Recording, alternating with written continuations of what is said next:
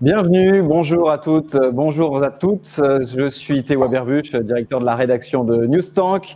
Je vous accueille pour cette nouvelle édition des conférences du Club d'Iéna dédiée aux universités, la 4e session pour être précis, avec ce thème Université-entreprise, comment construire ensemble des campus d'innovation. Un sujet évidemment au cœur des enjeux économiques et académiques. Un objet formidable aussi à analyser puisque pour cette session, nous prenons l'université Paris-Saclay, 14e mondiale au classement de Shanghai, comme exemple sur ce plateau de Saclay dont on nous promet depuis des années qu'il sera notre MIT, notre PFL, notre plateau de Saclay. On va voir ce qui est à l'œuvre entre université et entreprise avec la participation de toute une série d'intervenants qui s'expriment rarement et qu'on remercie vivement d'être là et que nous accueillons avec Louis Vogel, président du Club d'Iéna. Louis, bonsoir. Bonsoir. Bonsoir Théo. Intervenant et puis vous lancez un petit peu le débat pour poser les choses. Alors, avec nous, jamais de bêtises, toujours des remarques qui nous stimulent. On démarre avec notre tour de table avec Valérian Gies. Valérian, vous êtes cofondateur de Candela. Bonsoir. Bonsoir à tous. Bonsoir. Candela, une start-up spécialisée, vous nous en parlerez, dans le quantique. Vous fabriquez un ordinateur quantique avec des photons. Ça, c'est ce que j'ai compris jusque-là. Et vous êtes aussi, et c'est important, président de la French Tech à Paris-Saclay. Donc, vous avez une vue d'ensemble aussi sur ce qui se joue sur le plateau en la matière. Henri Chevreul. Bonsoir, Henri.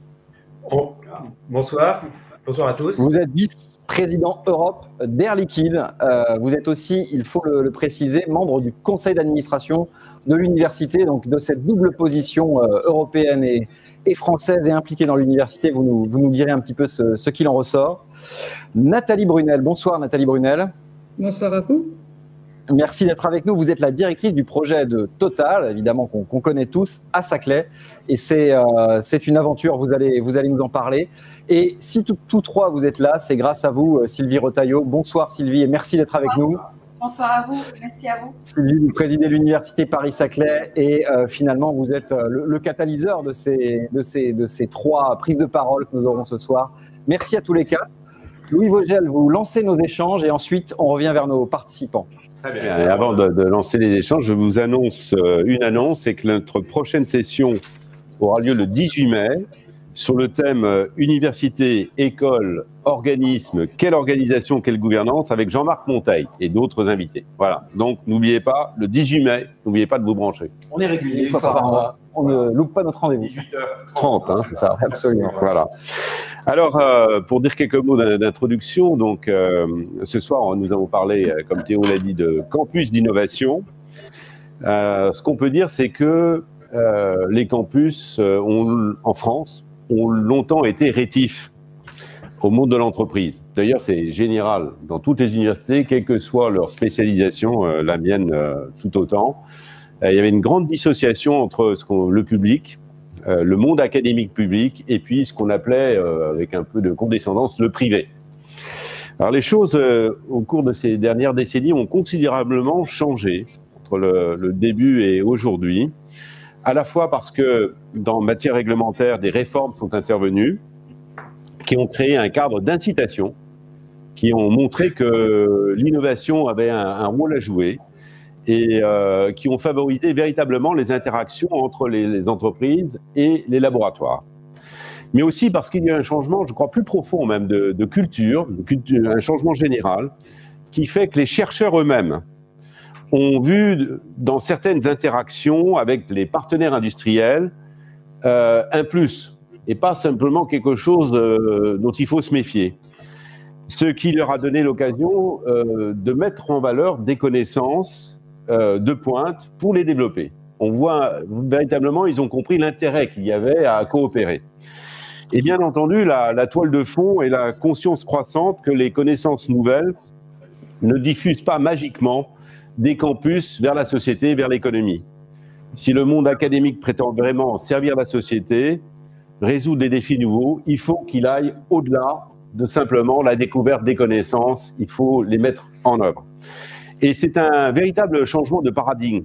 Le rôle du chercheur n'est donc pas seulement d'utiliser des modèles théoriques, des modèles expérimentaux. Il est de trouver des solutions nouvelles qui puissent se traduire très concrètement en produits et en services. Je crois que, enfin à mon sens, on a énormément progressé dans ces dernières années. Et pourtant, Théo y faisait allusion tout à l'heure, nos campus universitaires sont encore très loin de ce qu'on trouve à Stanford, de ce qu'on trouve à l'EPFL, que j'avais visité, où on trouve sur le campus des implantations industrielles. Donc des liens très très rapprochés.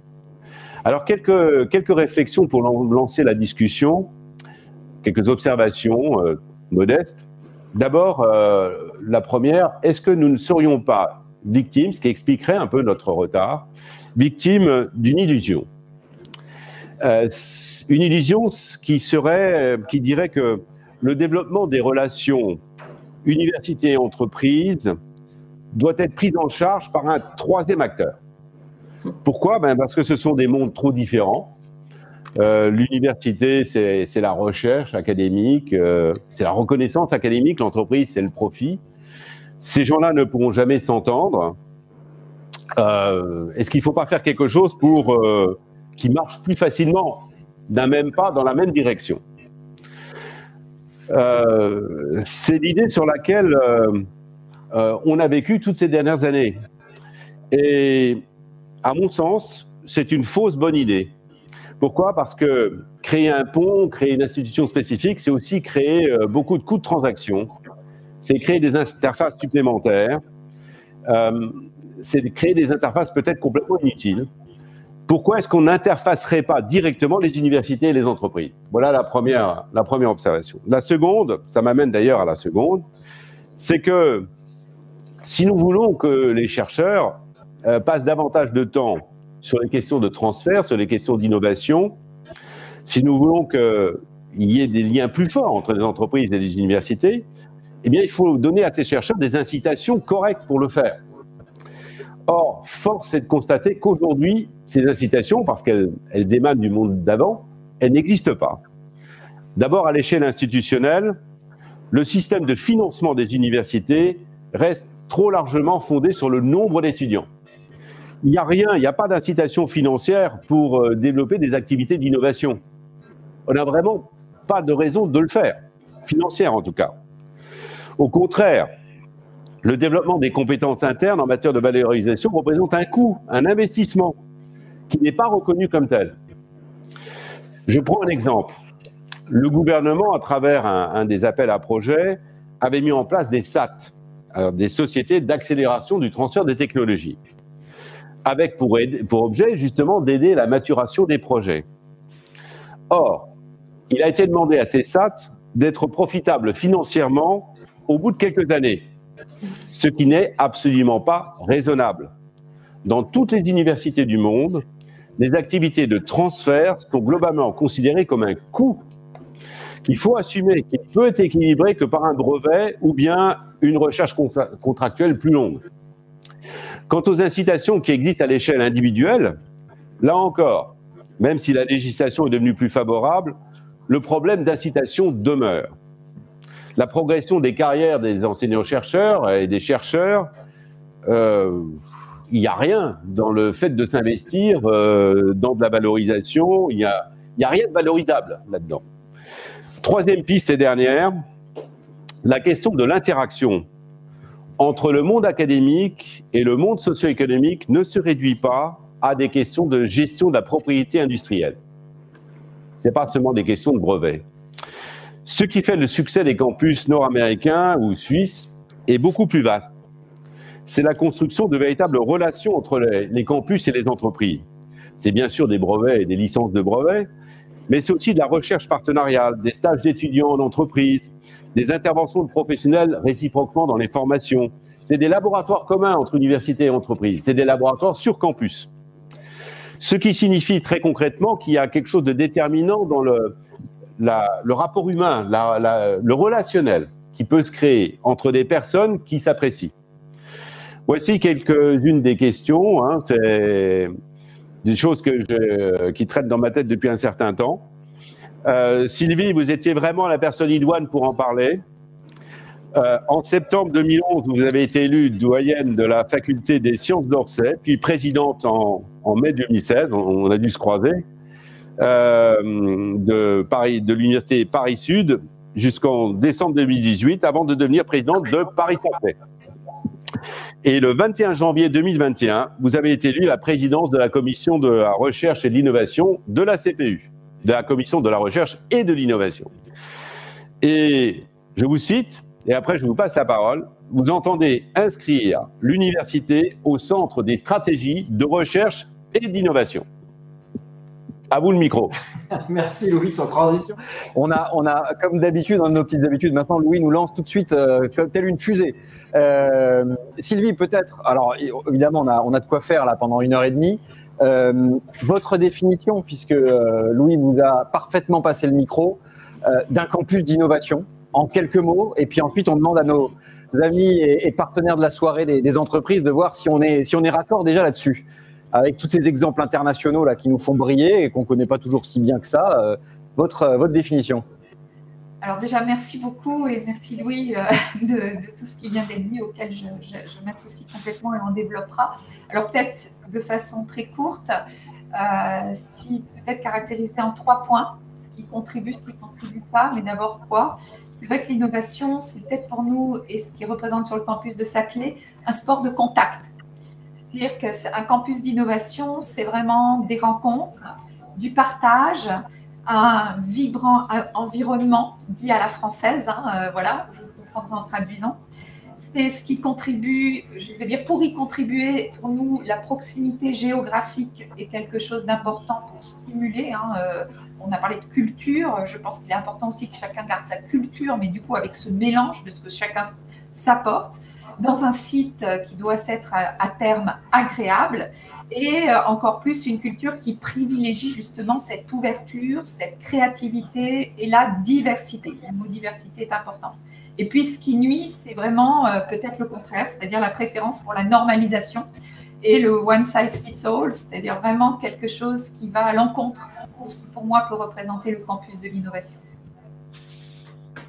On y est, merci. Écoutez, alors je vais prendre nos intervenants dans l'ordre où moi je les vois à l'écran, sans protocole. Valérie Angiès, Candela, qu'est-ce que vous retenez d'un campus d'innovation ? Il faut aussi dire que vous avez fait votre thèse de doctorat à Saclay, c'est un point important avant de créer votre entreprise, donc vous êtes bien placé pour nous donner votre définition.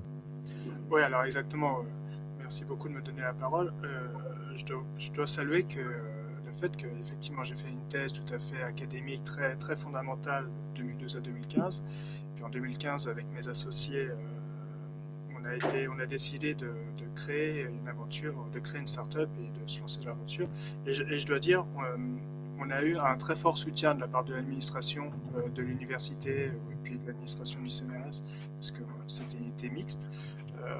Et aujourd'hui, on a depuis quelques années, je pense qu'il y a une incitation assez forte quand même à créer des startups. On a été très, très soutenus de ce côté-là. Ensuite, par rapport à la question sur qu'est-ce que pour moi le terrain d'innovation idéal de la façon dont je l'ai vécu et de la façon dont je le vis encore tous les jours, puisque Candela est encore sur le campus de l'université Paris-Saclay, il y a effectivement le côté rencontre, puis il y a aussi le côté exploration, expérimentation même. J'ai envie de dire, dans ce campus, on doit prendre des risques. On a encore des partenariats forts avec l'université sur lesquels on peut s'appuyer pour pouvoir prendre des risques au niveau technologique et scientifique. Et j'espère que l'alliance, la collaboration entre la start-up Candela et l'université accélère en fait les expérimentations qui sont mises en place pour le développement de la technologie. Et puis après, à terme, parce que nous, sur le développement d'ordinateurs quantiques, c'est du très long terme, faire que cette technologie soit pionnière dans le monde. Alors, merci Valérian. On me murmure dans l'oreillette que le son ne passe pas très bien entre Saclay et chez nous. Donc, il faudra que vous parliez un tout petit peu plus fort que les autres intervenants pour que je sois sûr de bien vous entendre. Mais pour autant, le propos était très clair et on vous remercie. On va prendre une autre perspective avec Henri Chevreul. Donc, je l'ai dit, Henri, vous êtes vice-président d'Air Liquide. Vous êtes aussi au conseil d'administration de l'université Paris-Saclay. Et campus d'innovation pour Air Liquide, c'est une notion qui vous parle, mais avec votre propre définition des choses. Donc, dites-nous un petit peu ce qu'il en est de votre côté. Exactement. Donc, merci de me donner la parole, de m'inviter. Donc, en fait, donc moi, juste une précision, je suis directeur de la recherche et du développement Europe, donc vice-président R&D Europe, bien sûr. Donc, en fait, pour nous, c'est un lieu où la majorité des acteurs de la chaîne de l'innovation travaillent et collaborent pour une optimisation de la capacité à délivrer des innovations sur les marchés. Alors, il se trouve que nos centres de recherche ont récemment été rebaptisés campus d'innovation. Et à ce titre, ma fonction est que je suis aussi le directeur du campus innovation Paris Air Liquide. Et nous incluons donc tous les éléments de la chaîne de l'innovation, du marketing au pilote, sauf l'enseignement, bien que nous hébergions des doctorants dans nos labos. Et nous hébergeons aussi des startups dans un accélérateur de startups qu'on a appelé Accélère. Et nous travaillons à renforcer les liens entre tous ces acteurs. Et ce qu'on cherche à trouver dans un campus d'innovation, c'est un continuum entre la compréhension des besoins exprimés ou même exprimés par nos clients jusqu'à la pré-industrialisation. Voilà, donc comme l'a dit Sylvie, c'est multicompétences, source de talent, lien unique, une communauté et un partage de connaissances et un décloisonnement qui font en fait qui caractérisent un campus d'innovation pour nous. Mais Voilà. donc, dans votre logique, un campus d'innovation, ça peut se faire sans un environnement académique ou au contraire, il faut cet environnement à proximité?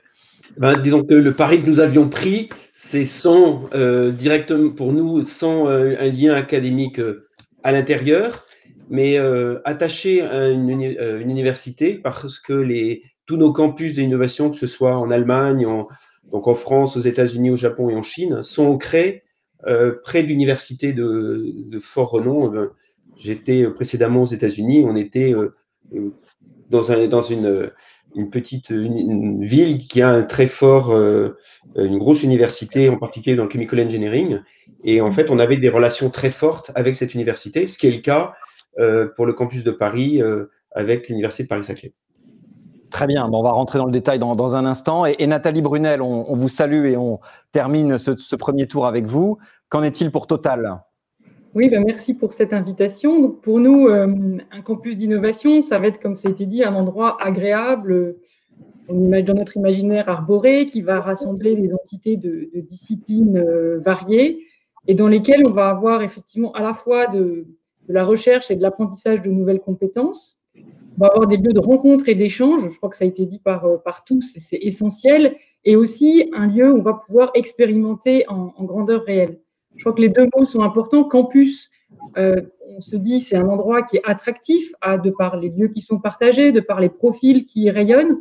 Et puis, innovation, ce qui était dit par Louis Vogel au début, c'est qu'il y a un impact pour la société de ce qui émane de cet endroit. Et ce qui est intéressant, je trouve, c'est un peu un renversement de la logique. C'est-à-dire que pendant longtemps, on a travaillé par projet et puis on cherchait pour chacun de nos projets les meilleurs partenaires. Là, au sein d'un campus, ce qui se passe, c'est qu'à travers l'échange au sein d'une communauté, eh bien, les projets vont émerger, notamment des grands projets sur des défis technologiques et sociétaux. Et comme vous pouvez vous en douter, pour nous, Total, venir sur ce campus d'innovation de Paris-Saclay, c'est se donner des moyens d'accélérer la transformation des métiers de production, distribution de l'énergie. Je crois qu'on a un objectif qui nous tient absolument tous à cœur ici autour de cette table, c'est la neutralité carbone. Et donc, on est convaincu que c'est avec les acteurs d'excellence qui sont sur ces campus qu'on va pouvoir ensemble anticiper des ruptures technologiques et relever ces défis ensemble. Donc, parfait. Nathalie, je vous propose, parce que vous introduisez tout à fait la suite de la table ronde et que vous gardiez le micro virtuel pour nous dire plus concrètement justement ce que vous faites à Saclay. Et puis on posera la même question à vos deux homologues du monde de l'entreprise. Et Sylvie nous aidera un peu à y voir clair sur la relation. Concrètement, qu'est-ce que font entreprises et universités à Saclay? Donc, on a bien compris, Total ne fait pas de forage de pétrole à Saclay. C'est pas pour ça que vous y faites de la recherche. Expliquez-nous, qu'est-ce que c'est la recherche de Total à Saclay et ce que vous espérez construire sur place? Alors voilà, sur place, on va faire de l'innovation et de la recherche sur les énergies décarbonées.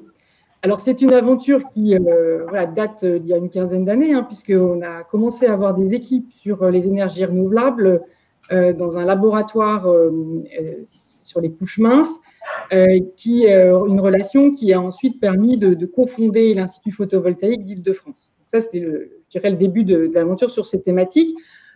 En 2019, il y a 2 ans, les équipes de R&D sur le numérique sont arrivées en préfiguration et travaillent avec différentes entités du plateau, notamment sur tout ce qui est intelligence artificielle, notamment intelligence artificielle pour à la fois l'efficacité énergétique, les énergies décarbonées, le stockage de carbone, et puis ils regardent aussi le calcul du futur avec de nouveaux outils quantiques. Voilà, on peut citer un exemple. Par exemple, on est mécène fondateur de Hyperis, qui est une initiative assez originale parce qu'elle inclut aussi une école de commerce avec HEC. Et puis donc, on se prépare à ouvrir notre nouveau centre d'innovation et de recherche en 2023, qui va devenir vraiment le centre de base pour nos équipes sur tout ce qui est renouvelable et électricité, des équipes qui montent en puissance en ce moment, qui viendront en complément de nos centres historiques existants. Voilà, il faut se rendre compte que, par exemple, notre ambition sur l'électricité, c'est une puissance installée de 100 gigawatts d'ici 2030, sachant que 1 gigawatt, c'est à peu près un réacteur nucléaire. Donc, voilà, donc ça vous donne l'ordre de grandeur de la montée en puissance du groupe sur ces domaines. Et donc, voilà, pour nous, être à Saclay, c'est aussi se frotter à cette communauté académique et étudiante qui est très engagée pour la planète, et de travailler ensemble à construire ce nouveau mix énergétique mondial qui est au cœur de toutes les attentions. Donc, si vous voulez, je reviendrai après sur comment on approche le monde académique au fur et à mesure. Oui, on va le détailler parce que vous choisissez soigneusement vos mots, mais c'est pas simple et vous pourrez nous dire un petit peu, vous essuyez aussi les plâtres de la collaboration et je pense que c'est un retour d'expérience très intéressant. On y revient dans un instant. Henri Chevreul, de votre côté, à Air Liquide, impliqué dans le conseil d'administration de l'université, ce qui n'est pas le cas de toutes les entreprises non plus. Vous nous le disiez, des interactions avec votre campus de Paris. Qu'est-ce que vous cherchez à Saclay, soit de manière thématique, soit en termes de compétences, voilà, quel type de partenariat? Alors en fait, le campus de l'innovation de Paris est installé sur le plateau depuis 1970, donc c'est notre lieu principal de recherche et on y fait toutes les recherches de base du groupe, en particulier la production des gaz, des travaux sur le transport des gaz et sur les applications de ces gaz. Donc, ces dernières années, les grandes thématiques qui nous motivent, c'est la transition énergétique, c'est l'hydrogène, c'est la réduction de la consommation d'énergie pour produire ces gaz, et puis c'est tout ce qui est capture de CO2 et réduction en fait des émissions globales pour nous et pour nos clients avec les technologies qu'on développe. Donc, ce qu'on attend de la collaboration avec le plateau de Saclay, le campus de Saclay, c'est des compétences. C'est avoir accès à des compétences de niveau mondial dans tous ces domaines. C'est aussi, et ceci, on peut le faire par des projets communs, on peut le faire par des labos communs. C'est une source de talent. En fait, on recrute beaucoup d'ingénieurs et d'universitaires et on a besoin constamment d'alimenter notre pipeline de talents et être plus proche des universités. On le fait ici, on le fait dans les autres pays. C'est un moyen d'alimenter notre pipeline de ressources. En France, Henri, vous avez choisi un site, c'est Saclay. Vous mettez, c'est vraiment cette université avec laquelle vous essayez de mettre le paquet. Oui, en fait, on recrute beaucoup d'ingénieurs. Quand on regarde notre panel, on a des gens de AgroParisTech, de Centrale Supélec, c'est les deux grandes écoles, et elles font partie de l'Université de Paris-Saclay. On a des ingénieurs qui ont fait des doctorats. Je pense que l'Université de Paris-Saclay est la première source de talent. Alors, est-ce qu'on a eu une stratégie pour recruter des gens de Paris-Saclay? Je n'oserais pas le dire. Néanmoins, force est de constater que les principaux principales sources de recrutement sont quand même dans la région parisienne, viennent de l'Université de Paris-Saclay.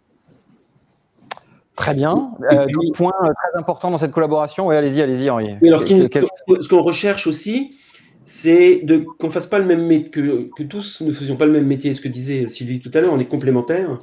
Donc nous, ce qu'on cherche aussi, c'est de l'innovation de rupture. En fait, notre objectif n'est pas de faire de la science à très bas TRL. Vous connaissez le TRL, je ne suis pas sûr que tous nos auditeurs soient au courant de cette échelle fondamentale pour les gens qui font du transfert d'innovation. Alors, je vais le faire en anglais, je suis désolé. C'est donc la Technology Readiness Level, qui est un concept, par exemple, TRL 0 ou 1, c'est une idée que vous avez quand vous levez le matin sous la douche, mais vous n'avez aucune preuve, certitude que ça fonctionne. Et le TRL 9, eh bien, c'est la voiture à moteur à explosion qui est industrialisée et finalement qui est déployée à travers le monde. Et il n'y a plus d'enjeux majeurs technologiques sur le cœur de la technologie. Et donc, en fait, il y a un continuum, on dirait, de l'idée jusqu'à l'industrialisation massive. Et notre objectif, nous, industriels, c'est de travailler, c'est de regarder ce qui se passe sur les très bas TRL, d'être au courant et de travailler sur la montée en TRL des technologies qui vont être déployées dans les marchés. Donc, ce qu'on attend, c'est des universités de travailler sur ces innovations de rupture, sur, je dirais, les découvertes. Et nous, on est plutôt sur l'invention et sur la mise en œuvre. Donc, pour nous, c'est important de travailler avec les universités parce c'est leur légitimité, c'est la manière dont on peut le voir. Et si on est déconnecté finalement de cette innovation de rupture, on va louper quelque chose à terme et ces innovations vont nous permettre d'améliorer notre technologie. Et puis, on a pris le parti d'accompagner l'Université de Paris-Saclay dans son développement, dans sa transformation, par la participation justement au conseil d'administration, que ce soit l'Université de Paris-Saclay. On a un de nos anciens CTO qui est à Centrale Supélec, et aussi au comité d'orientation stratégique, parce que nous pensons que, en fait, il faut accompagner cette transformation, et nous le faisons. Je l'avais fait auparavant à l'Université de Delaware, et on accompagne là où on est, les universités, parce que c'est notre responsabilité. C'est un problème de visibilité, mais aussi de responsabilité d'être les bons citoyens dans notre écosystème. Voilà. C'est intéressant. Vous nous parlerez tout à l'heure de ce que vous avez aussi vu à l'étranger, parce que là, on a quand même des comparatifs dont il faut qu'on profite. Merci Henri, merci beaucoup. On revient à vous tout à l'heure. Valérian Gies, alors vous n'oubliez pas, Valérian, vous avez le droit de nous crier un petit peu dessus, comme ça on est bien sûr de vous entendre. Valérian, alors peut-être question de débutant, mais vu qu'on parlait de TRL, votre ordinateur quantique à photons, là, il en est où? Il sort demain ou après-demain? Et puis ensuite, vous nous dites ce que vous prévoyez pour les collaborations à Saclay.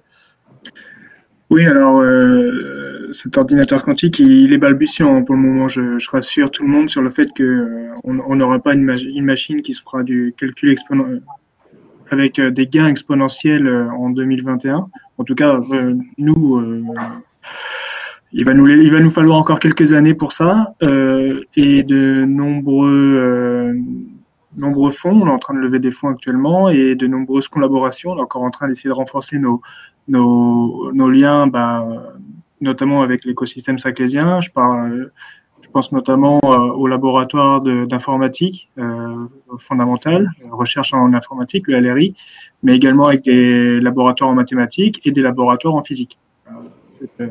L'ordinateur quantique, en fait, si vous voulez, c'est un bel exemple de ce que pourrait être le fruit de l'exercice collectif de Paris-Saclay, c'est-à-dire prendre un peu le meilleur de Paris-Saclay. Vous savez que Paris-Saclay était numéro 1 dans le classement de Shanghai en mathématiques.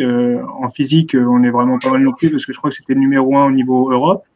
Et puis, je pourrais continuer comme ça sur toutes les autres disciplines qui sont nécessaires pour faire cette machine qui est très complexe et qui devrait voir le jour. On va avoir quelques modules intermédiaires d'ici 2021-2022, mais avoir le Graal ordinateur quantique, je pense que c'est intéressant.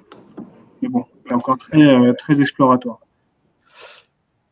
Et alors, donc là, vous avez déjà bien montré le potentiel et l'importance d'être à Saclay pour faire cette recherche finalement très, très fondamentale et lui trouver une application.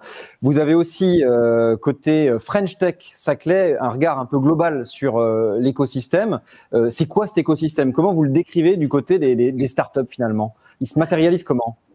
Oui, alors c'est un écosystème qui est très vivant. La French Tech Paris-Saclay, à l'heure actuelle, c'est à peu près 400 startups sur l'ensemble du territoire. La grande majorité vient des laboratoires de l'Université Paris-Saclay. Donc en gros, c'est des étudiants ou des chercheurs qui ont créé une startup à l'issue de leur recherche dans les laboratoires. À l'heure actuelle, c'est un écosystème qui est vraiment en pleine émergence. Et M. Vogel a évoqué tout à l'heure le rôle des SAT. La SAT de Paris-Saclay est vraiment un facilitateur, voire un accélérateur de création de start-up parce qu'il permet à des chercheurs de prendre des risques dans des programmes de prématuration et de maturation, c'est-à-dire prendre une technologie, puis avant d'aller déposer ses statuts au tribunal de commerce, on va quand même essayer d'en faire un produit qui fonctionne un peu. Et pour ça, la SAT va prendre le risque de mettre un petit peu d'argent, parce qu'il faut toujours le financer un peu. Et ça, là où peut-être avant la SAT, des chercheurs n'auraient pas forcément fait le pas, là, il est largement envisageable et il est même facilité de le faire. Et donc, je pense que ça aide énormément si aujourd'hui on voit de nombreuses startups se créer et la plupart d'entre elles rester sur le territoire. C'est notamment le cas de Candela. On a envie de rester sur le campus de Paris-Saclay parce qu'on a envie de grandir dans cet écosystème à fort potentiel scientifique pour les mêmes raisons que Air Liquide et Total ont envie de s'installer et de travailler avec l'Université Paris-Saclay. Valérian, une dernière question pour cette phase-là. Vous me disiez en préparant cet échange que les investisseurs, les cabinets d'avocats commençaient à venir à Saclay alors qu'il n'y a pas si longtemps, il fallait au minimum aller de Saclay à Paris pour convaincre. Il y a un vrai changement de ce côté-là? Oui, il y a totalement un changement de paradigme et en fait, même la création de la structure French Tech Paris-Saclay en 2019 est même le symbole de ça. Avant, il n'y avait pas de vraie structure pour représenter les startups sur le territoire. Avec mes confrères, on a créé la French Tech Paris-Saclay qui porte une voix commune pour représenter l'ensemble des startups du territoire. Ensuite, plus au niveau, on va dire, dur, il y a un lieu, Totem, qui va maintenant sortir et qui va être fini et inauguré cet été de mémoire, qui s'appelle l'IPHE. Alors, c'est l'incubateur pépinière hôtel d'entreprise. C'est un immeuble de 5 étages où on va pouvoir héberger plus de startups, accueillir des avocats, accueillir ce qu'on appelle les masterclass de BPI France sur expliquer comment est-ce qu'on va chercher des fonds, comment est-ce qu'on dépose un brevet. Donc, on va avoir, ça sera un lieu totem de l'innovation où les différents acteurs, donc l'INPI, BPI France, les investisseurs externes, les cabinets d'avocats, seront là pour discuter avec les étudiants, avec les chercheurs qui poseront des questions et voudront créer leur structure. Et ça, c'est un vrai changement de paradigme, parce qu'avant, il fallait aller ailleurs, trouver les bonnes adresses pour discuter, pour poser les bonnes questions, alors que là, on aura ce lieu où tout sera réuni et il y aura des séminaires et des conférences dédiées à l'innovation sur place. Merci Valérian. Louis Vogel me murmure que le cabinet Vogel va déménager à Saclay. C'est ça, Louis? Vous êtes convaincu? C'est le scoop de ce soir, ouais. C'est le coup de la soirée. Sylvie, vous avez été très patiente, vous avez écouté, acquiescé, pris des notes. Vous allez nous dire du coup ce que vous évoquez un peu. C'est bien aussi d'avoir cette table ronde avec une parole des entreprises, et vous l'avez voulu comme ça, hein, Sylvie. On les entend un peu plus peut-être, et vous pouvez nous donner un petit peu la réponse. Sylvie, j'ai envie de vous demander, en tant que présidente d'université, finalement, cet ordinateur quantique, là, pour reprendre cet exemple, vous pouvez y faire quelque chose, vous? Ou est-ce que tout ça se joue à un niveau infra, et d'une certaine manière, il y a deux mondes, quoi, celui des labos et celui de la présidence de l'université? Alors, déjà, merci. Et je pense que je trouve que la parole, et merci à vous tous, est bien mieux pour résumer le lien entreprise-académique, la parole de la présidente de l'Université Paris-Saclay. Et donc, j'ai effectivement… Alors, si je parle sur le quantique, merci Théo de me donner la parole sur le quantique d'abord, et Valérien sait pourquoi. Ah oui, la présidente de Paris-Saclay peut faire quelque chose sur le quantique. Je plaisante, mais vu que c'était mon domaine de recherche et que c'est mon laboratoire au niveau du Centre des nanosciences et des nanotechnologies dans lequel il y a Candela, effectivement, ça m'évoque quelque chose de particulier. Mais plus sérieusement, par exemple, pour prendre Candela, qui est vraiment une start-up qui sort, et d'ailleurs avec donc Valérien en est un exemple, mais il y a des chercheurs qui sont encore au niveau du laboratoire, qui participent au ces développements technologiques. Donc, c'est vraiment un lien très fort entre le laboratoire, ses plateformes, sa nouvelle technologie, et effectivement tout ce qui va se passer à TRL plus haut par la suite. Et pour parler du quantique, on a créé l'Institut Quantum sur Paris-Saclay. Cet institut, c'est vraiment un rassemblement de toutes les forces du quantique avec l'Université Paris-Saclay, l'Institut Polytechnique de Paris et les industriels, en plus des organismes nationaux de recherche, le CEA, le CNRS, effectivement, tous les acteurs, et évidemment Thales, Atos, IBM, enfin voilà, tous ceux qui jouent. Et c'est vrai que la notion d'interdisciplinarité, Valérian l'a dit, par rapport aux différents labos, que ce soit en mathématiques appliquées, en informatique, évidemment la physique, les nanos, etc. Là, on voit le côté technologie, le côté plus théorique, etc., prend tout son sens. On a créé une formation parce que notre, je dirais, apport ajouté, c'est vraiment aussi ce lien, les 3 piliers, recherche, formation, innovation. C'est vraiment les 3 piliers aujourd'hui de l'université.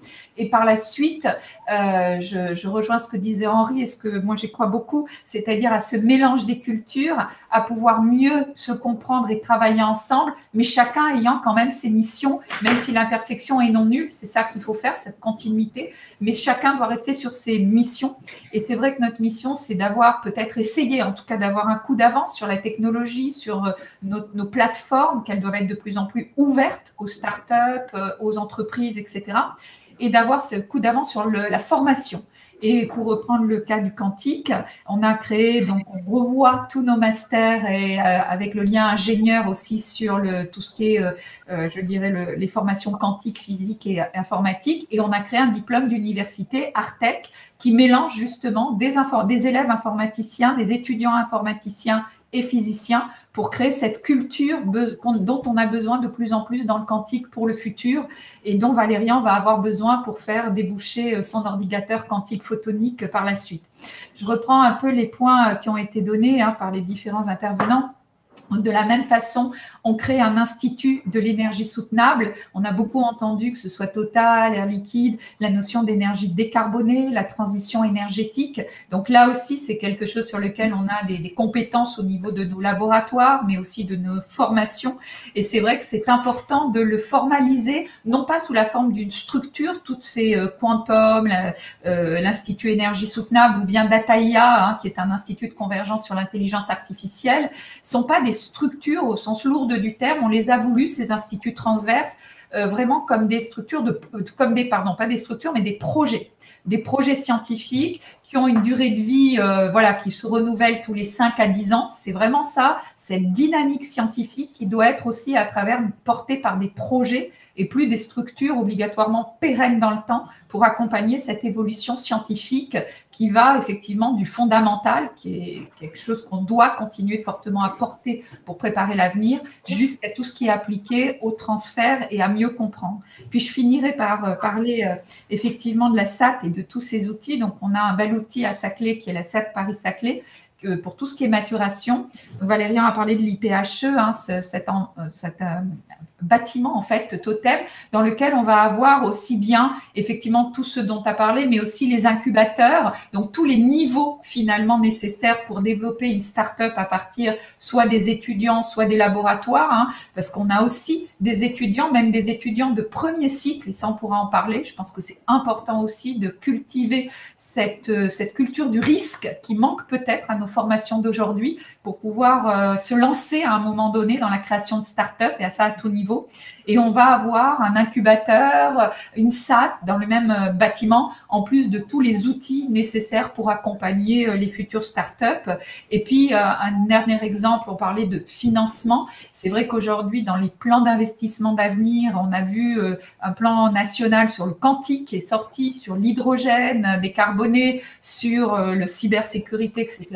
Et bien, tout ça, il y a vraiment des niveaux de TRL bas au niveau de 1 à 4, mais souvent accompagnés par des financements au niveau de la maturation, au niveau du développement des marchés. Et je rejoins vraiment ce qu'a dit Henri, ce qui nous rejoint, c'est les innovations de rupture. C'est-à-dire, c'est là où on fait le lien fortement, peut-être pour amener sur des marchés défaillants, sur des produits à plus long terme, mais ce qu'on apporte et ce qui fait le lien avec nos partenaires industriels, c'est vraiment ce lien dans l'innovation de rupture avec la formation et la recherche.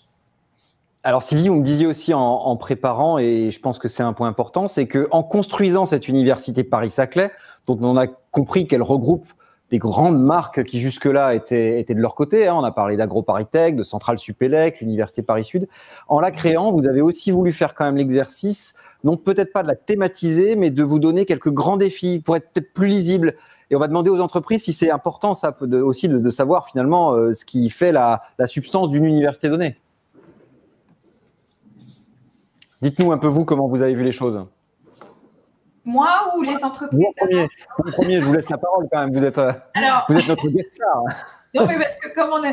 Donc, je fais la transition. Oui, effectivement, on a un peu structuré. Alors, une université comme Paris-Saclay, on a les 3 grands domaines, sciences de la vie et santé, sciences et ingénierie, et tout ce qui est aussi sciences humaines et sociales, si on place dans les 3 grands domaines, hein, voilà, donc on couvre un très large spectre avec des disciplines ou des thématiques. Donc, évidemment, quand on parle Saclay, on parle souvent sciences dures, on pense, mais on veut développer les sciences humaines et sociales, car on pense qu'aujourd'hui, une grande université et tout ce qui fait les enjeux de demain ne pourront pas se traiter sans un volet sciences humaines et sociales, que ce soit sur le droit de l'innovation, sur les problématiques de compréhension qui est absolument nécessaire. Et donc, ce volet est absolument important et développé aussi dans l'université.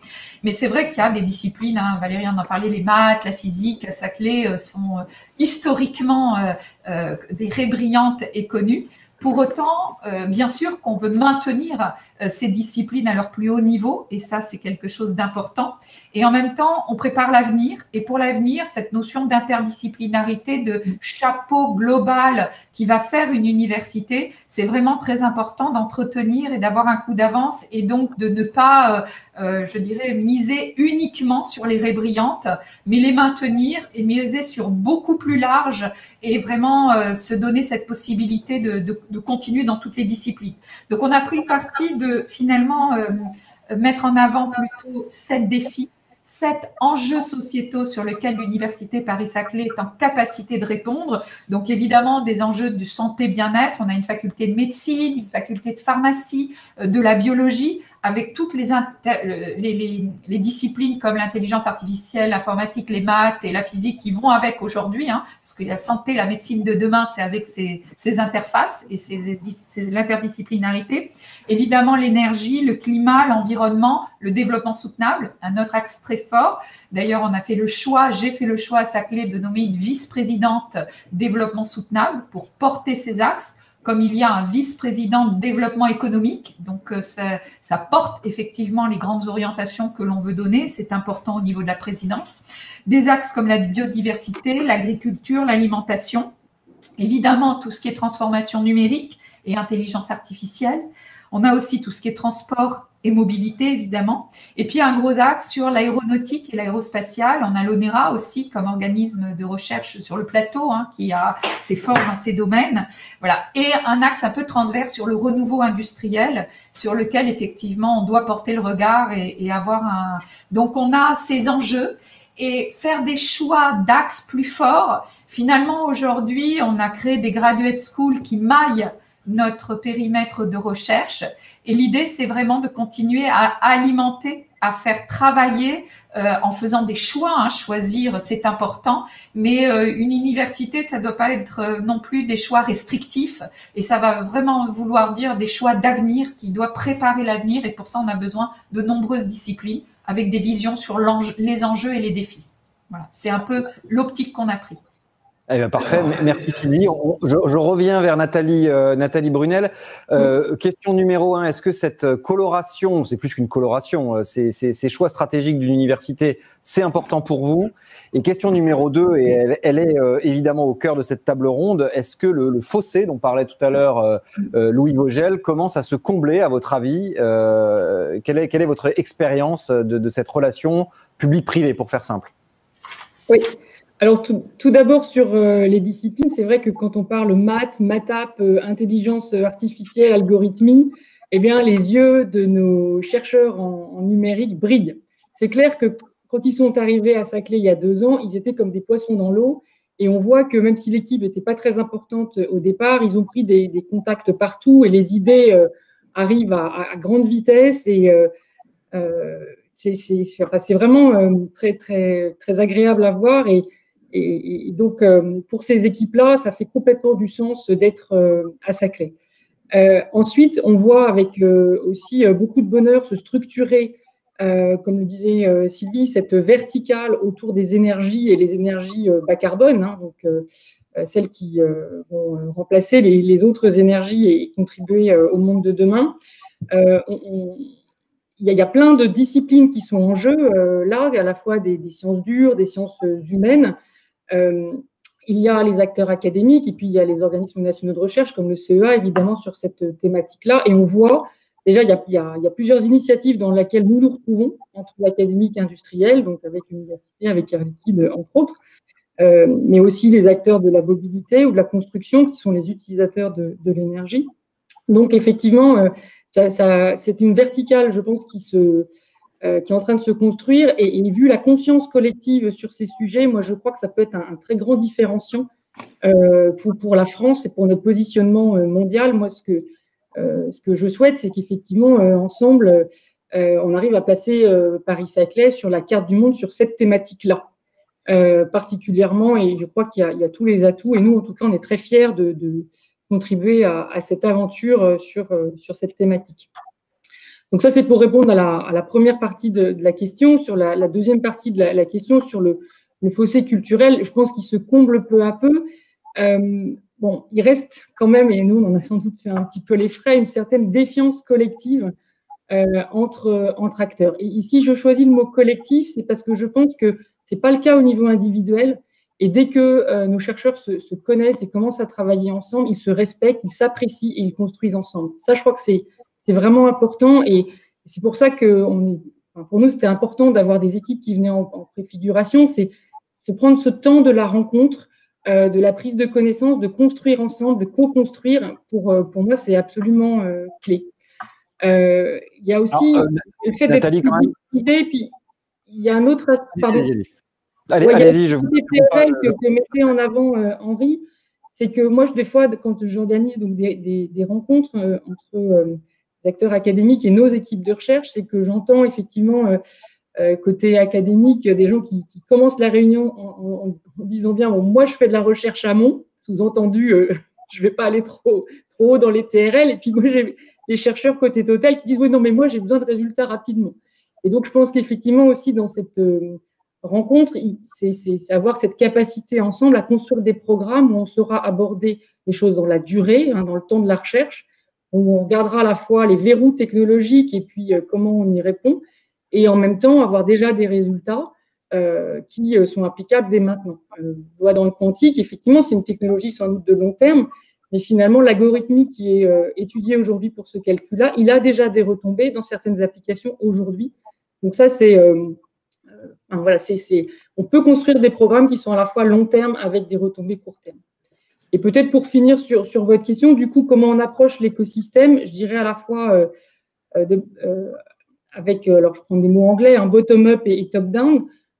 Bottom-up, moi, je passe beaucoup de temps à organiser soit des visites type Learning Expedition, alors des visites qui étaient physiques au début, bon, maintenant elles sont un peu plus virtuelles, mais c'est pas grave.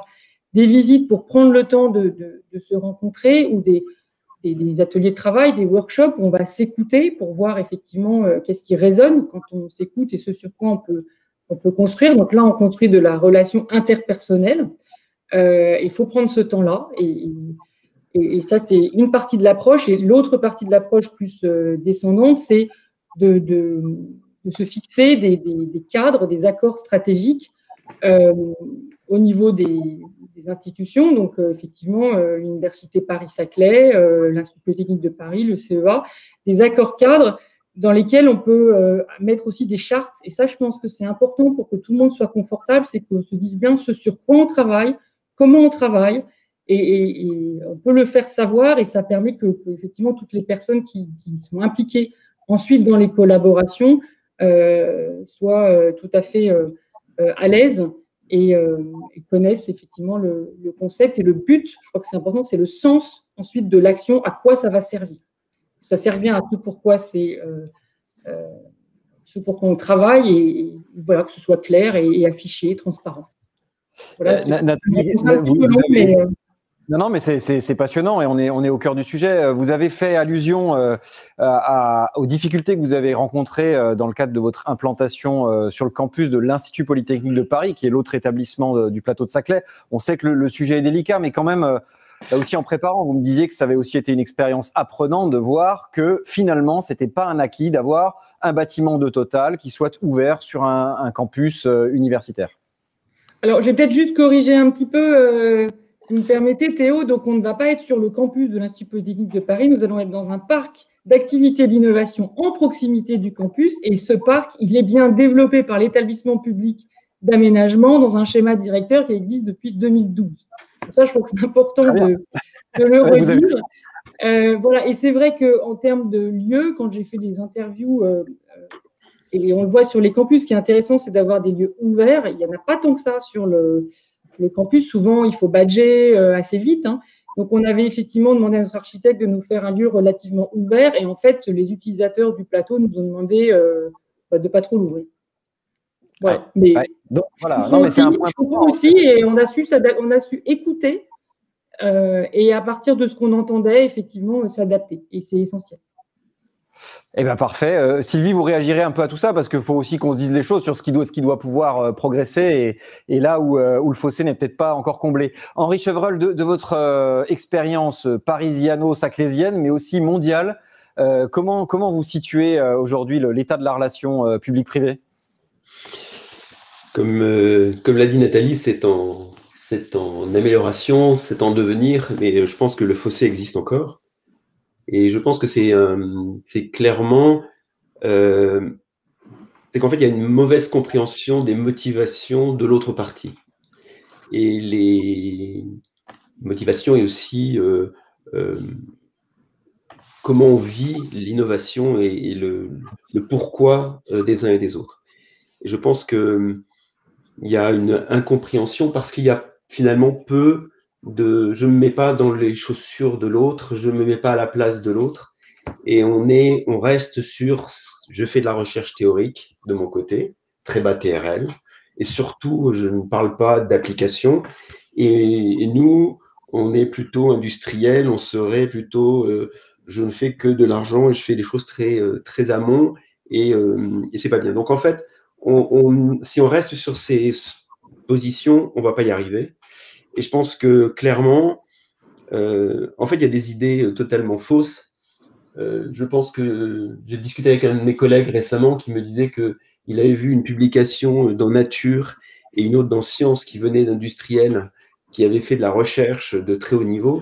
Et en fait, ça prouve quand même que nous faisons, dans certains cas, de la très bonne innovation.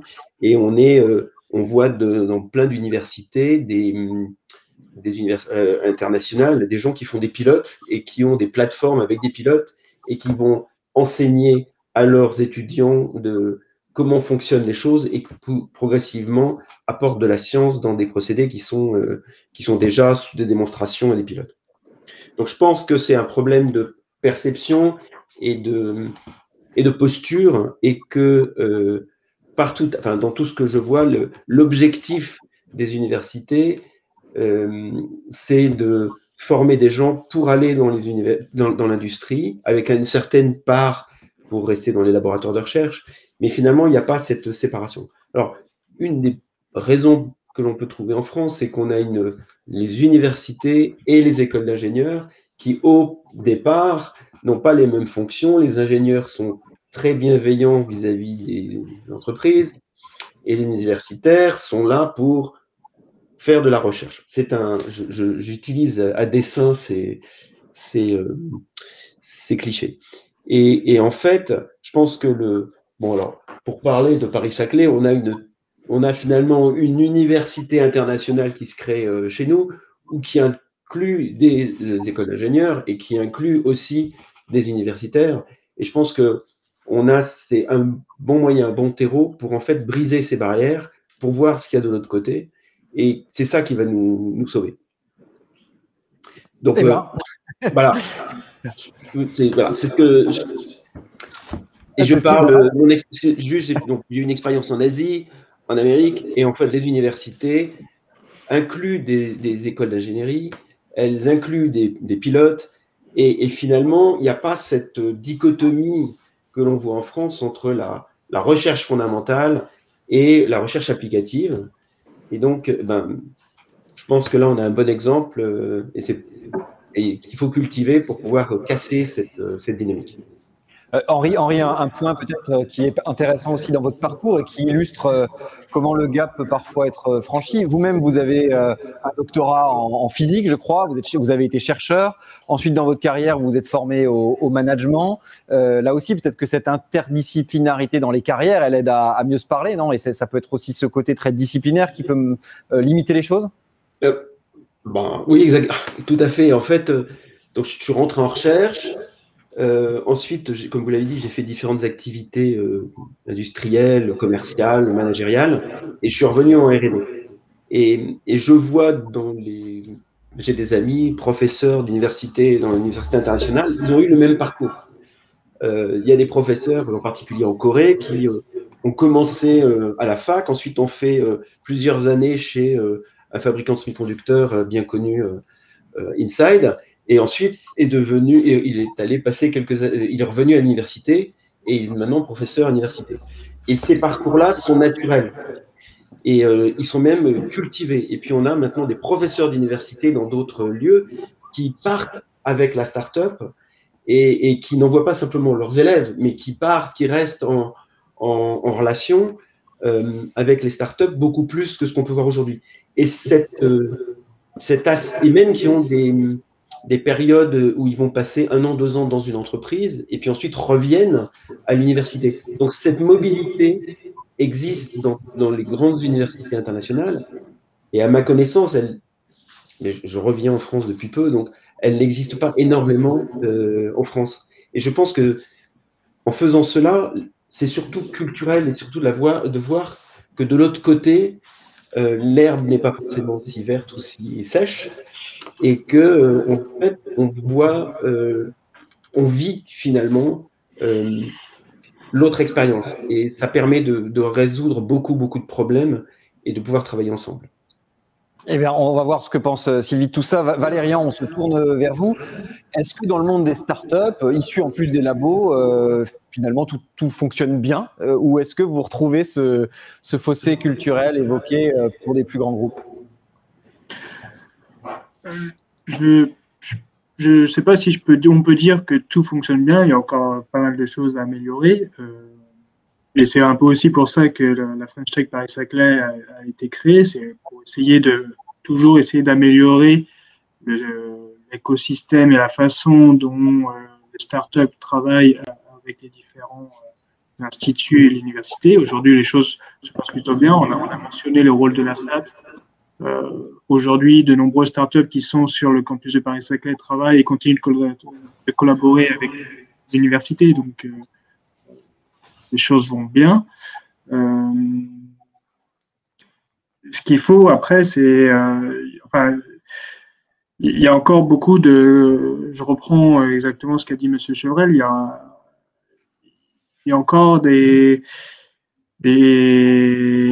culture c'est très long, hein, faire venir la culture de l'entrepreneuriat dans le milieu académique.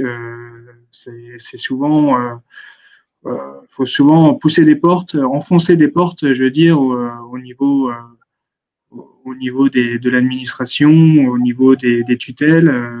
Et je trouve que les chercheurs qui font ça sont très courageux parce que le retour sur investissement de ce travail supplémentaire n'est pas toujours garanti. On en a parlé, M.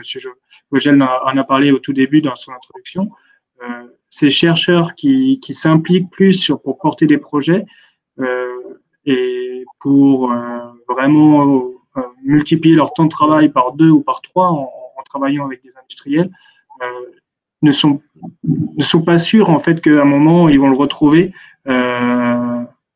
6 mois, 12 mois ou même 10 ans après, alors qu'au final ils ont pris énormément de risques. On leur dit mais c'est parce que vous aimez ce que vous faites. Je pense que cet argument va bien 5 minutes, mais au bout d'un moment, il faut aussi tout travail mérite reconnaissance au moins, et si ce n'est au moins salaire. Mais donc et évolution aussi. Et des fois, il faut aussi reconnaître que certains chercheurs s'impliquent dans des projets. Et je voudrais aussi mentionner, et on s'en est rendu compte dans un groupe de travail avec la French Tech Paris-Saclay qu'on a mené là il n'y a pas longtemps, sur les ingénieurs, les techniciens dans les laboratoires qui pourraient aider des startups, par exemple, à développer un prototype sur leur temps libre. Aujourd'hui, on n'a pas de solution pour les inciter, pour les aider, pour les incentiver, j'arrive pas à trouver le mot en français, une rémunération supplémentaire sur le temps qu'ils vont prendre quand ils vont accompagner une start-up ou des étudiants lorsqu'il faut créer un prototype en faisant de la modélisation, en faisant de la fabrication, en les aidant à faire du débugage, à chercher les erreurs. Et c'est aussi un peu ce qui freine, je pense, dans le développement de l'innovation. Merci Valérian. Sylvie Retailleau, sur tous ces éléments, qu'est-ce que vous retenez? Comment rassurer finalement? On a parlé de charte. Comment rapprocher? Vous parliez de votre VP aussi, développement économique. Hein, c'est des choses qu'on a effleurées. On peut peut-être rentrer un peu dans le détail. Oui, alors il y a beaucoup de choses, mais je rejoins, en particulier, Henri participe actuellement à beaucoup de discussions au cœur de notre université avec sa participation au CA, mais aussi à des groupes de travail. Donc, j'entends et je partage complètement. Après, ce que je retiens, c'est il y a une évolution, c'est vrai, hein, l'université a énormément évolué ces 20-30 dernières années sur l'insertion professionnelle des étudiants, le travail avec, et vraiment se trouve aujourd'hui, on n'est pas avec nos partenaires du monde socio-économique, on estime en faire complètement partie de ce monde socio-économique. Donc déjà là, on voit cette évolution. Pour autant, je suis complètement d'accord, il reste encore du chemin à faire et des fossés. Je pense que c'est comme tout, ce fossé, il ne faut pas obligatoirement le combler en faisant pareil. Hein. C'est vraiment avec cette mixité des cultures. Henri parlait école, université au niveau de Paris-Saclay. On est arrivé à construire cette université aujourd'hui avec des écoles prestigieuses et des composantes universitaires prestigieuses par le respect aussi de leur savoir-faire et finalement de leur positionnement dans ce qu'elles étaient et aussi la volonté d'évolution. Donc, il y a les choses, les deux, c'est-à-dire qu'il faut qu'on évolue d'un côté comme de l'autre, et c'est pour ça qu'on fait Paris-Saclay ensemble, mais en même temps, on jette pas les choses à la poubelle, loin de là, on fait pas table rase, il y a toute une histoire, un historique et des savoir-faire. Et si je prends, mais c'est la même chose avec les entreprises, je pense, que disait Henri sur école, université, c'est vrai qu'historiquement, les écoles d'ingénieurs en France avaient ce lien privilégié avec l'entreprise et je dirais cette formation de leurs élèves à l'insertion professionnelle direct Bac+5 dans l'entreprise. Les universités, historiquement, c'était plutôt la recherche, voire la recherche fondamentale, le lien avec l'international à ce sens académique, donc avec une reconnaissance à l'international académique souvent très forte, en tout cas pour certaines universités. Et quand il y avait moins d'étudiants, il y a 20 ans, il y avait effectivement, on formait tous les étudiants, les IUT ont 50 ans, donc au sein des universités, l'insertion professionnelle. Mais c'est vrai que sur des masters, etc., on avait plutôt la notion master recherche ou quelquefois master professionnel, etc. Ça a beaucoup évolué avec une mission vraiment forte des universités à l'insertion professionnelle de tous nos étudiants, avec effectivement certains de nos étudiants qui vont intégrer des laboratoires de recherche, etc. Et c'est très bien, mais c'est une minorité.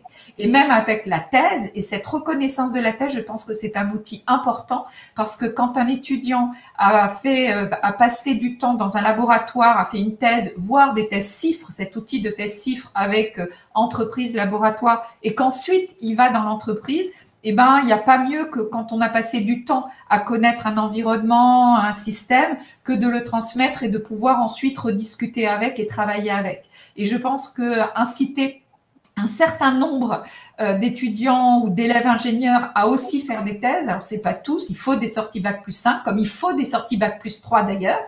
Et il faut des sorties Bac+8. Et que dans une école d'ingénieurs comme Centrale Supélec, par exemple, il y ait 20% des élèves Centrale et Supélec qui fassent une thèse, me paraît quelque chose d'une bonne chose, une thèse qui va pour être valorisée, pour rentrer dans les entreprises, comme dans tous les pays du monde d'ailleurs, le PhD est reconnu comme le plus haut niveau de diplôme est reconnu dans les entreprises. Donc je pense que ces outils sont quelque chose à valoriser peut-être encore plus en France, et ce lien finalement, comme les écoles ont développé depuis longtemps des laboratoires à son sein, et donc la recherche.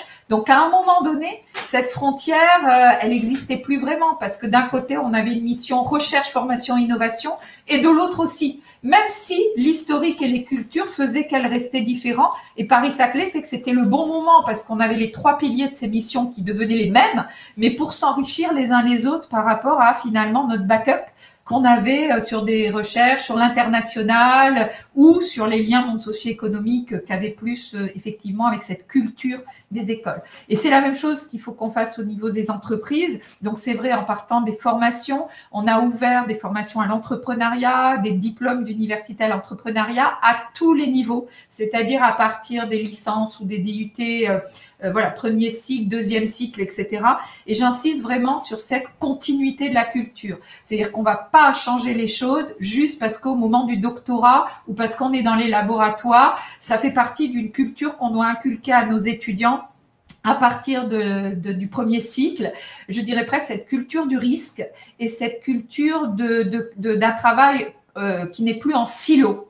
L'interdisciplinarité au niveau des disciplines, c'est vrai aussi, et c'est peut-être encore plus vrai, sur le fait de pouvoir changer de route, parfois prendre son temps. On a de plus en plus valorisé les années de césure, par exemple, pour nos étudiants. Ça aussi, c'est des choses, un étudiant, il a le droit de se tromper, et je dirais même que s'il ne se trompe pas 10 fois, mais quelquefois, il va en ressortir grandi si on l'accompagne, si on lui fait réfléchir, etc.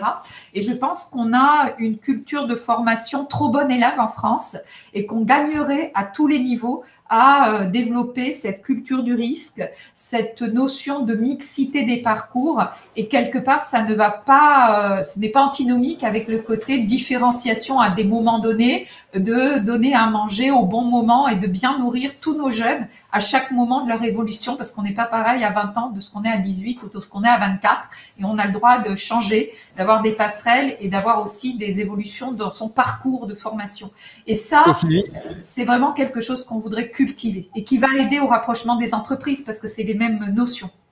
Vous avez raison d'insister sur les étudiants, Sylvie, mais il a aussi été beaucoup question des carrières des enseignants-chercheurs, des chercheurs. Est-ce que, dans le fond, c'est possible de changer la culture dans un pays où on devient chercheur en étant fonctionnaire et a priori, on y entre pour la vie, quoi. Et c'est peut-être une très bonne chose, mais par rapport à ce qui a été dit tout à l'heure, c'est pas le même modèle.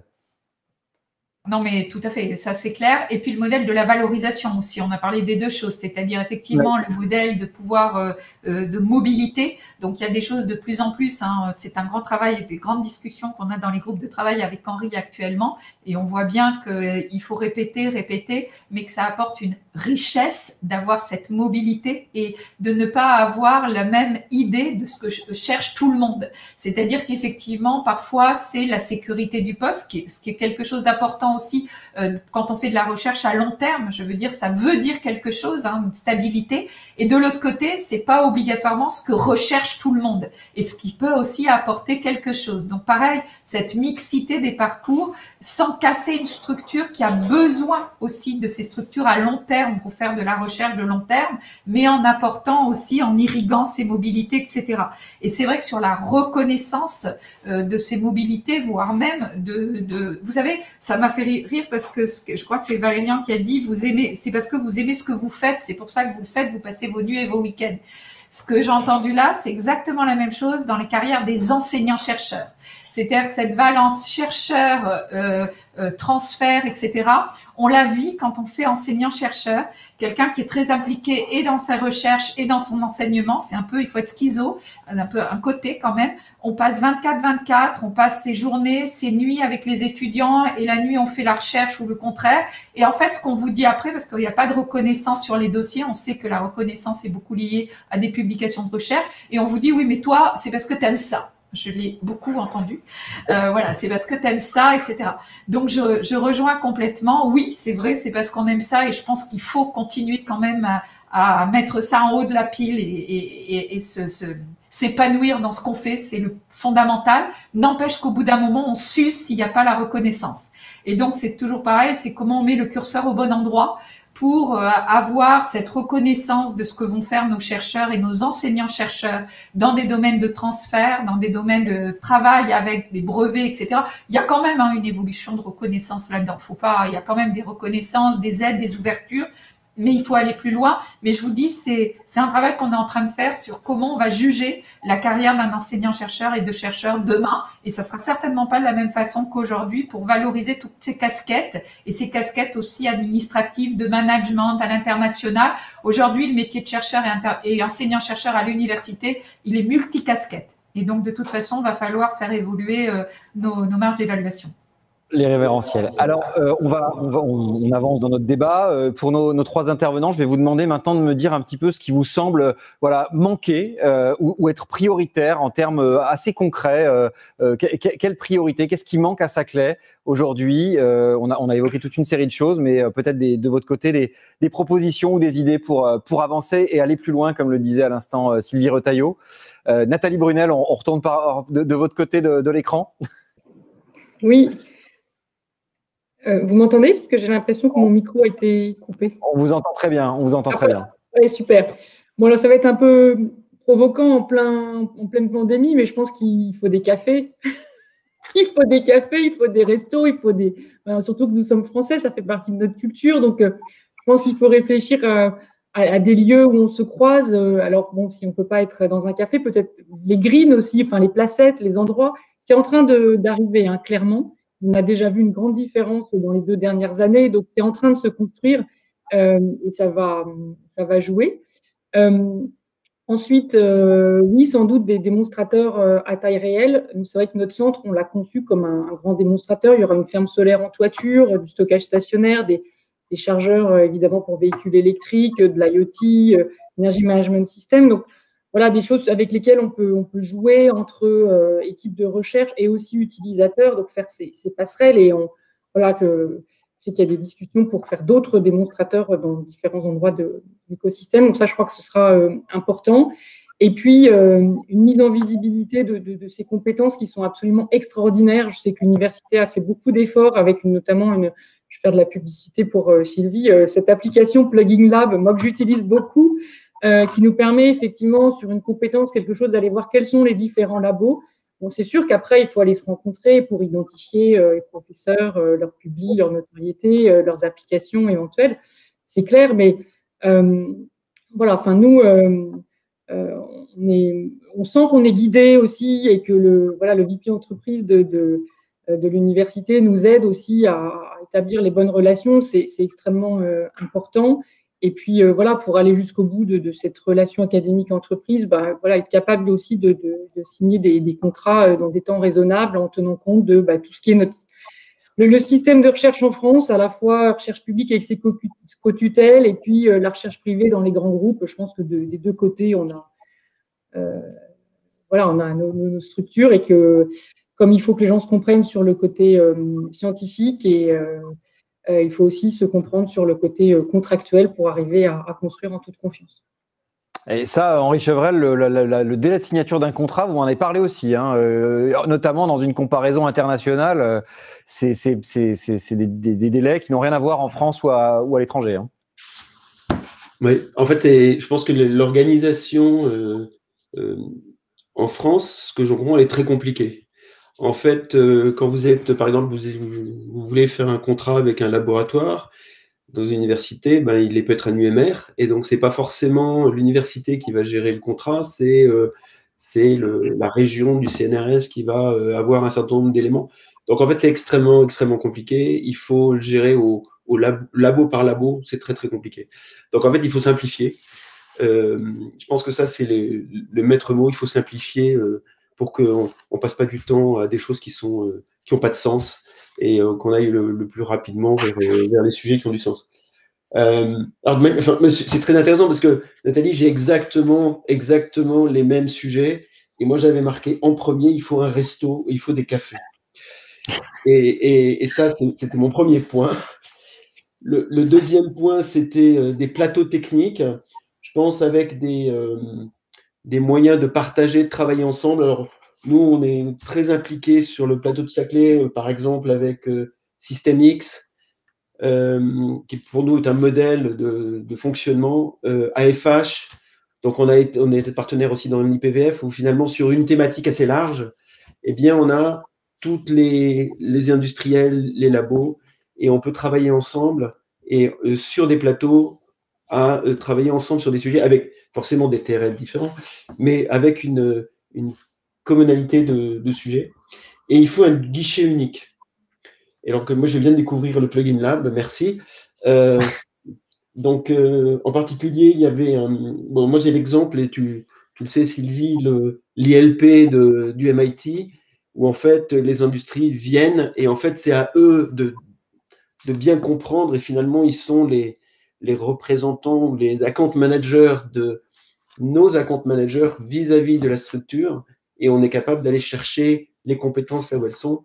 Je pense que ça, aujourd'hui, ça manque pour rivaliser avec les grandes universités. Mais bon, ça, c'était avant de découvrir Plugin. Là, on verra tout à l'heure. Valérian, et ensuite Sylvie, vous nous dites un peu ce que vous pouvez faire sur le café et sur le reste. Hein. Valérian Gies. Oui, alors c'est très intéressant parce que j'avais également noté sur mes petites fiches Plugin Lab. C'est également un outil bien connu dans le monde de l'innovation, dans le monde des startups. Avec la French Tech Paris-Saclay, et je reprends l'idée de M. Chevrel sur le guichet unique, on a également essayé de travailler sur ce produit de guichet unique, à savoir avec l'idée qu'on aura une plateforme qu'on avait baptisée Take It Easy, donc Tech pour technologie, It Easy, donc vraiment l'idée que ça soit accessible et simple, avec l'idée qu'un entrepreneur, un étudiant va avoir un compte avec des crédits dessus et il va pouvoir dépenser ses crédits sur les différentes plateformes technologiques accessibles sur le plateau de Saclay, tel Fab Lab, tel microscope de pointe avec les personnes pour l'encadrer et puis pouvoir mener à bien son projet. Et derrière, il n'a pas 50 contrats à faire parce qu'il a été dans 50 plateformes différentes. Il a un contrat unique avec son compte de crédit et une facture, ou un décompte très clair de ce qui a été fait. Et c'est un projet qu'on essaie de mener à travers la French Tech Paris-Saclay, l'Université Paris-Saclay et l'ensemble des instituts qu'on a baptisé Take It Easy en espérant que ça voit le jour très prochainement. Et effectivement, mon deuxième rêve, le rêve que j'ai là de crise post-Covid, c'est que on puisse enfin profiter de tous ces beaux espaces qui voient le jour sur le campus, parce que l'Université Paris-Saclay, on l'a dit, c'est des très bons scientifiques, mais pour reprendre aussi le côté humain, et puis on voit avec cette crise du Covid qui qui met vraiment nos sentiments. On n'est pas que des scientifiques, on a également besoin de se voir, on a besoin de discuter, on a besoin d'événements. Je rêve que toutes les belles friches et les beaux lieux dont on a accès, qui sont disponibles, qui sont sur le campus. Il y a des beaux châteaux, il y a des lieux magnifiques, des beaux parcs, ils soient ouverts, qu'il y ait des spectacles et qu'on peut imaginer des festivals, des cinémas en plein air.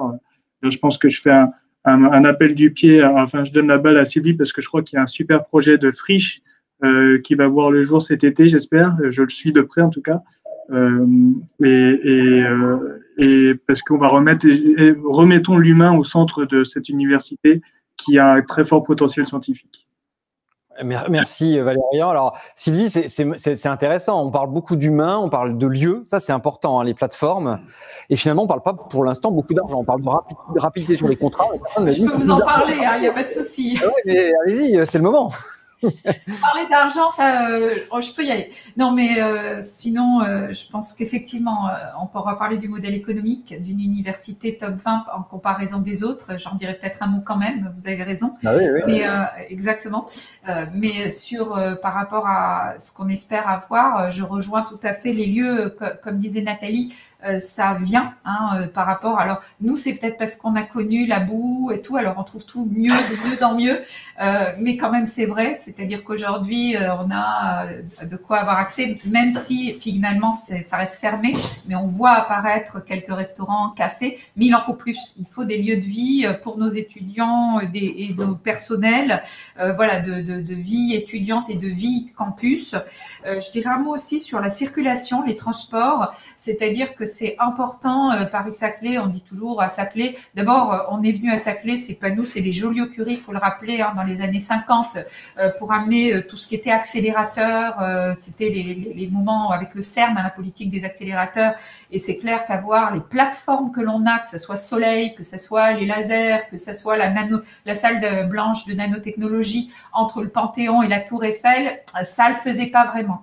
Et donc, une des richesses de Paris-Saclay, c'est effectivement nos plateformes infrastructures et cette ouverture de lieux, que ce soit ces plateformes. On a effectivement monté Plugin Lab, qui est un outil qui se veut accessible pour qu'on ait ce paysage des plateformes et des contacts directs pour pouvoir savoir qu'est-ce qui s'y fait, quelles caractéristiques et qui contacter. Donc, on développe de plus en plus. Mais de même sur les lieux comme les Fab Labs, alors on a des lieux comme le Proto 204 dans la vallée, d'autres lieux, on veut aménager avec Centrale Supélec le bâtiment Breguet comme un bâtiment aussi mix entre formation, recherche et entreprise où il y aura des startups, des PME, etc. dans le même bâtiment.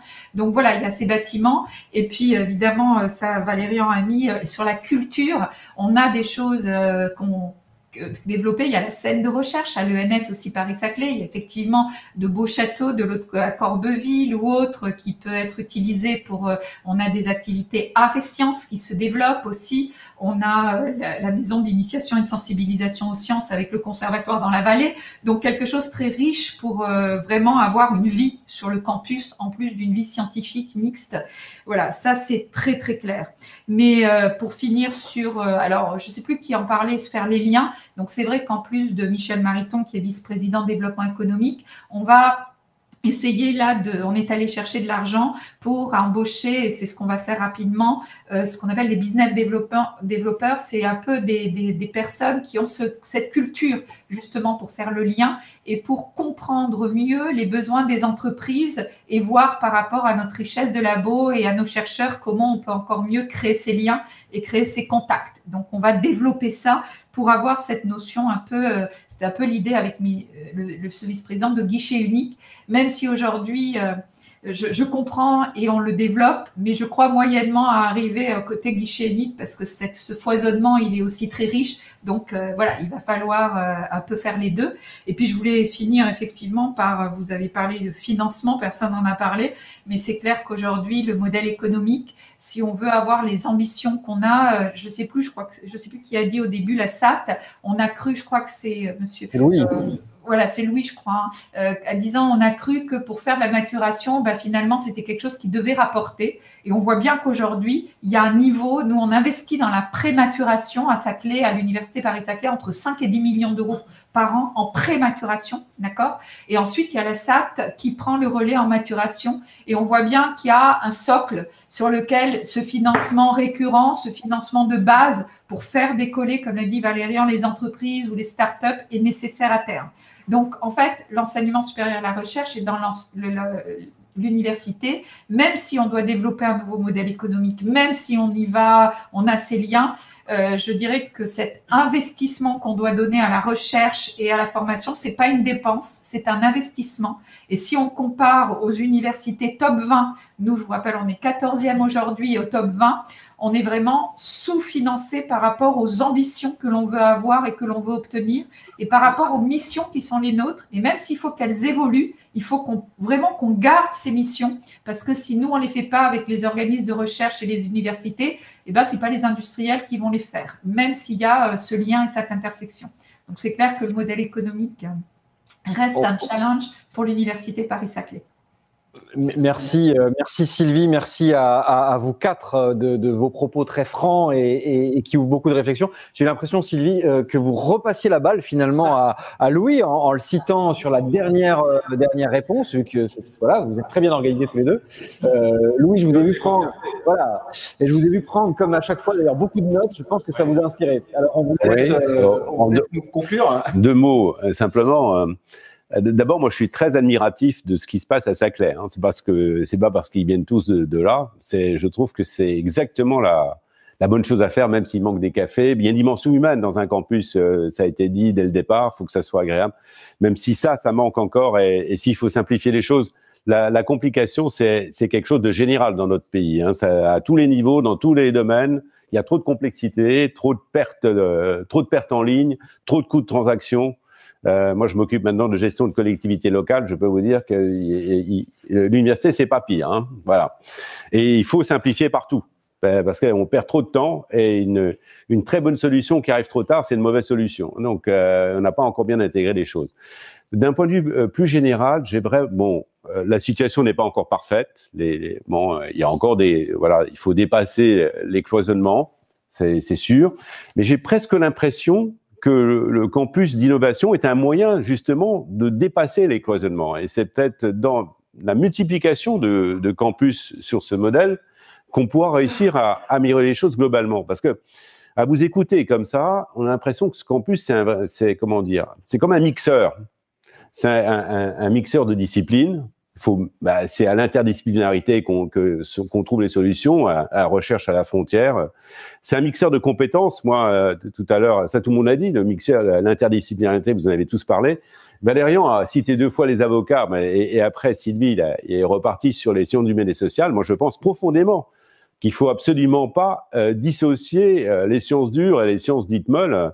Ici, il y a un cabinet d'avocats, mais il y a des ingénieurs qui travaillent maintenant chez nous. Il y a un département de knowledge management. On est en train de travailler sur des produits d'intelligence artificielle et on voit bien que l'avocat du futur, c'est un avocat qui va devoir travailler avec des scientifiques. Je prends un autre exemple. On est spécialisé en droit de la concurrence. Aujourd'hui, on ne plaide plus c'est plus des plaidoiries littéraires. Hein. Il y a des courbes, il faut comprendre. Il y a un minimum de liens à faire entre les disciplines. C'est fondamental. Donc ça, je crois que c'est et le fait qu'il y ait des avocats qui viennent s'installer, c'est fantastique. Voilà, parce qu'il faut aller jusqu'au bout. Si à force de couper en tranches, on finit par ne plus par avoir un produit très cher à la fin. Et la dernière chose, j'ai été très sensible au fait aussi. C'est le mixage des niveaux. On ne se contente pas du dernier niveau. Moi, je crois beaucoup au développement des thèses, puisque c'est le modèle international, il va bien falloir y passer dans tous les domaines. Mais on s'intéresse aussi aux entrants dans le système. Et la culture du risque, c'est une donnée du problème. Fondamentalement, dans ce pays, la culture du risque, c'est quelque chose qui manque. Et on peut former au risque. C'est très rare que les gens qui se lancent, je parle sous votre contrôle, c'est très rare dans les métiers que je connais dans mon domaine, c'est très très rare, on préfère rentrer dans une structure et pas développer quelque chose par soi-même. Et donc l'université est là aussi pour ça. Et puisqu'on les tient, on les a au bon âge, c'est là qu'il faut les inciter à aller leur voir et à changer. Tout à l'heure, je crois que c'est Henri qui disait ça. Il faut changer constamment. On reste pas dans une chose, on passe dans autre chose, on revient sur autre chose. C'est pas du tout courant, ça. Hein. Je crois que c'est Max Weber qui parlait de la cage de fer, qui rassure. Hein. On reste là-dedans pendant toute sa vie, mais c'est complètement dépassé dans le monde d'aujourd'hui. Il faut la casser, la cage de fer, et puis il faut aller au-delà. Ce qui montre d'ailleurs qu'il y aura un besoin social. C'est ce que nos concitoyens, c'est ce qu'ils attendent, de sécurisation, parce que on entre dans un monde très, très incertain. Mais justement, si sur le campus d'innovation, il y a des lieux de vie, etc., où on peut se retrouver, d'où le besoin d'autant plus grand, dans ce monde tellement incertain, eh bien, il faut absolument qu'on aille dans cette direction. Voilà, j'arrête, sinon on refait un autre débat. Merci à toutes et à tous. C'était parfait. Merci Louis. Merci à Sylvie Retailleau, Henri Chevreul, Valérie Anguet et Nathalie Brunel. Rendez-vous donc le 18 mai pour la 5e. Et bien sûr, cette session sera disponible en replay sur la chaîne du Club d'Iéna. Merci à vous qui nous avez suivis et à tous nos intervenants. Bonne soirée. Bonne soirée.